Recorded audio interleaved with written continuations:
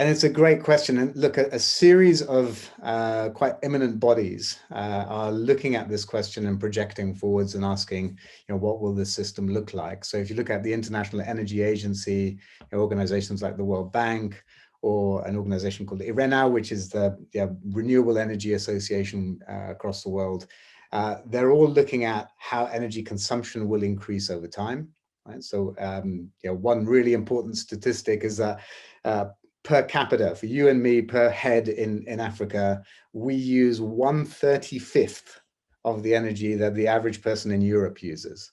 So we use very, very little power in Africa, and that's going to grow. So the first thing you've got to just state from basic principles is that our energy use will grow because many of us in many of the countries of Africa, we're living in energy poverty. And we have to break that energy poverty. So let's support people to break energy poverty. The second thing that's happening is that technology is driving down costs of renewables. So whilst we've been used to having fossil fuels being the base load of our energy production in many countries, actually technology has driven down costs, and we're now in a position where wind and solar can really generate a significant amount of the power that we all need.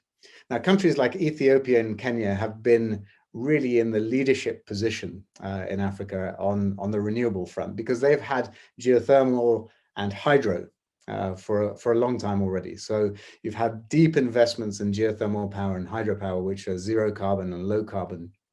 And that's fantastic. So that allows these countries now to play a bigger game and really move the economics towards renewables and towards greater volume of power so that people can use power. So the system's going to evolve. More renewable power in the system, greater use of power, more distributed power. We talked about the distributed power piece in the last question. What you're also going to see, and I think this is going to be really interesting, is already in parts of Western Europe and the US, you're starting to see this idea that whilst we used to think of the grid as production here and consumption here and electrons flow like this from one to the other, you're starting to see a system where production happens in many, many different places. In your house, in my house, in the factory down the street, in the village hall, in the community. And consumption happens in many, many different places. And so what that needs is an evolution of the grid from being this one-way street into actually being something that we're calling the Internet of Energy.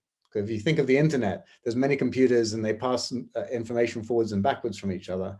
What you're going to start to see with the grid is it's going to become an internet of energy. It'll pass energy forwards and backwards, and that's how we're going to manage our energy system. So it's going to be a really exciting energy development.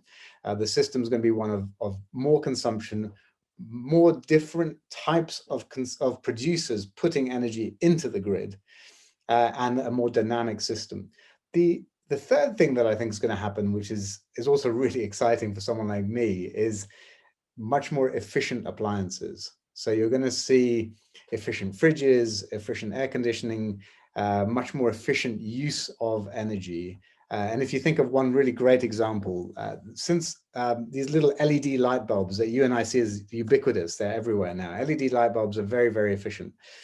Since energy efficient light bulbs became ubiquitous, what's happened is the amount of power we've saved in the world by all of those energy efficient light bulbs has meant that we have effectively not commissioned 150 large coal-powered power stations.